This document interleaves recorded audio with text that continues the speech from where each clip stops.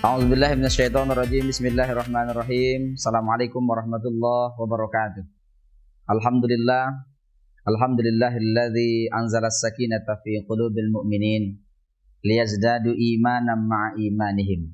Asyhadu an la ilaha illallah wa asyhadu anna Muhammadan abduhu wa rasuluh. Allahumma shalli wa sallim ala sayyidina Muhammad wa ala alihi wa ashabihi ajma'in. Qala Allah ta'ala fi kitabihil karim, a'udzu billahi minasyaitonir rajim. Bismillahirrahmanirrahim. Ya ayyuhalladzina amanu taqullaha haqqa tuqatih wa la tamutunna illa wa antum muslimun. Shadaqallahul azim. Pemirsa yang dirahmati Allah Subhanahu wa taala, kembali kita memperbanyak kalimat tahmid alhamdulillahirabbil alamin. Kita bersyukur kepada Allah atas nikmat yang Allah berikan kepada kita semua, berupa kesehatan kita, berupa kesempatan kita, bahkan kita dapat menghirup udara yang segar, kemudian kita hembuskan kembali juga secara normal.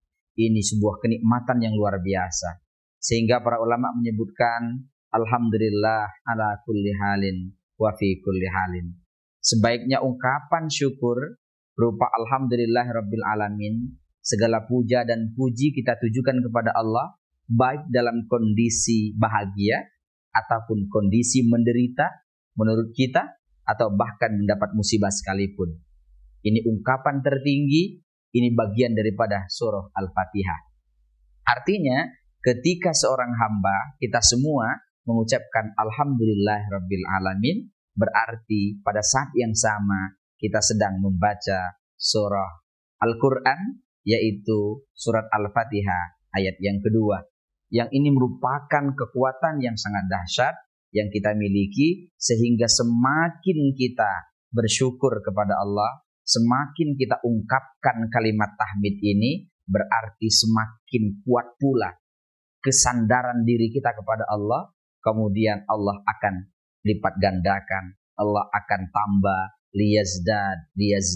Allah akan tambah berupa kenikmatan, Allah akan tambah ketenangan, Allah akan tambah imannya, Allah akan tambah nikmat-nikmat lain itu di atas segalanya. Oleh karena itu, mari kita jadikan hidup dan kehidupan kita untuk selalu membiasakan diri, lisan kita, hati kita, pikiran kita dengan ungkapan alhamdulillahirabbil alamin. Salawat dan salam kepada Habibinal Karim Muhammad sallallahu alaihi wasallam. Mari kita senandungkan salawat kepada baginda Nabi besar kita dengan salawat Jibril.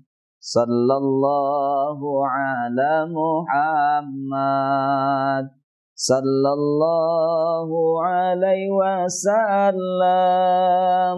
Sallallahu ala Muhammad sallallahu alaihi wasallam.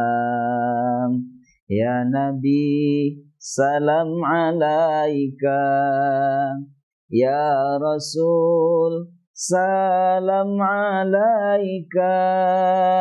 Ya Habib, salam alaika. Salawatullah alaika. Sallallahu ala Muhammad sallallahu alaihi wasallam. Sallallahu ala Muhammad sallallahu alaihi wasallam.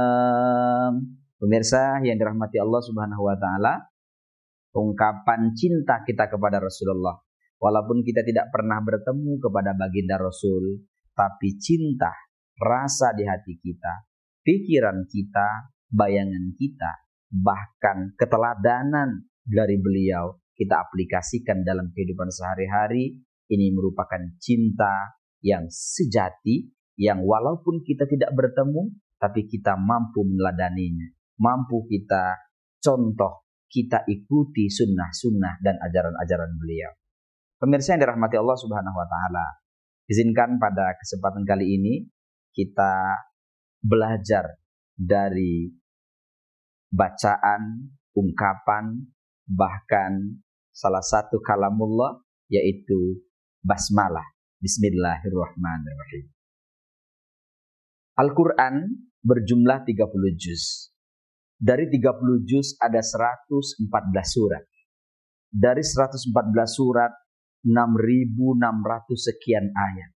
Kemudian 30 juz ini, ketika kita peras ambil intisarinya, maka dia akan terkumpul dalam satu kitab. Bahkan yang sering disebut dengan Ummul Kitab, Ummul Quran, apa yang disebut dengan Al-Fatihah.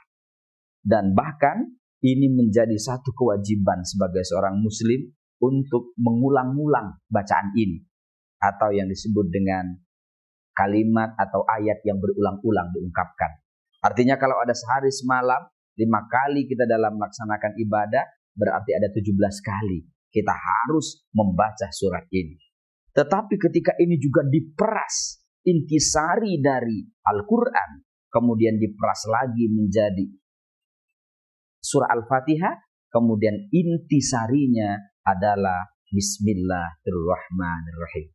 Dengan nama Allah yang Maha Pengasih, Maha Penyayang.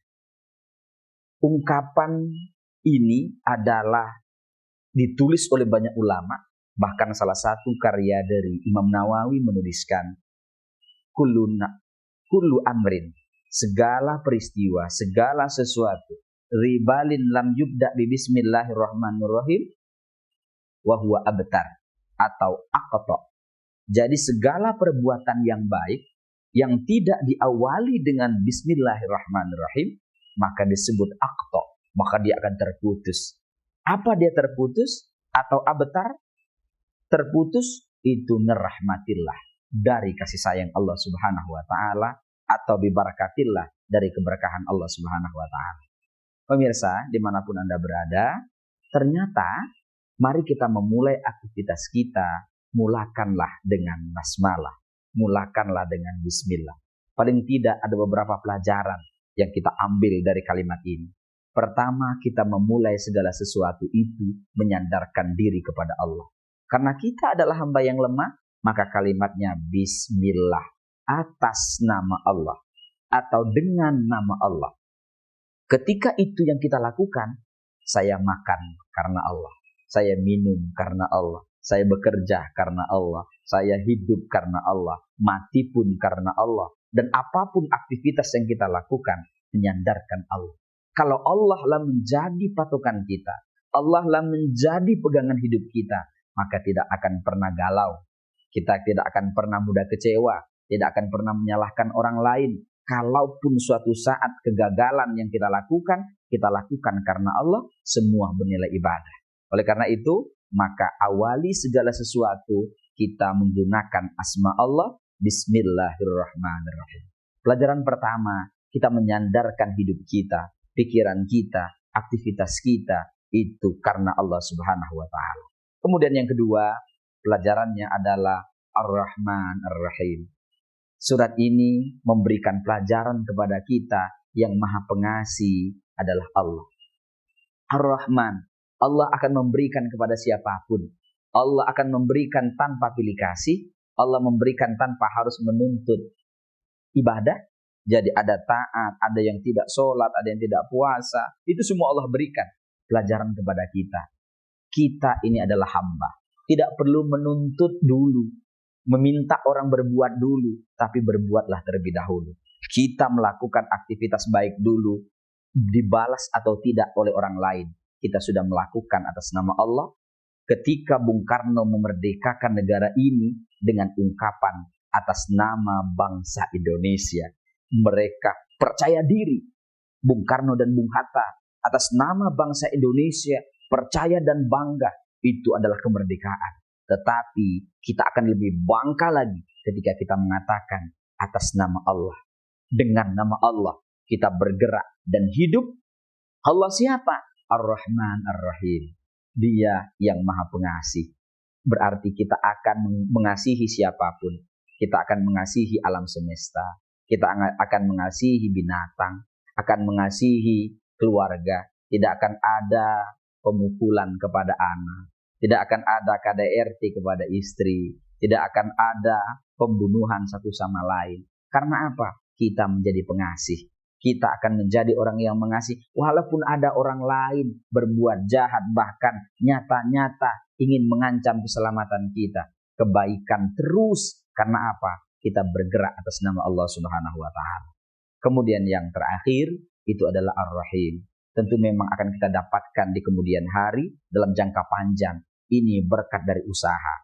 Kita berusaha, kemudian semaksimal mungkin tidak hanya menggapai kasih yang Allah berikan.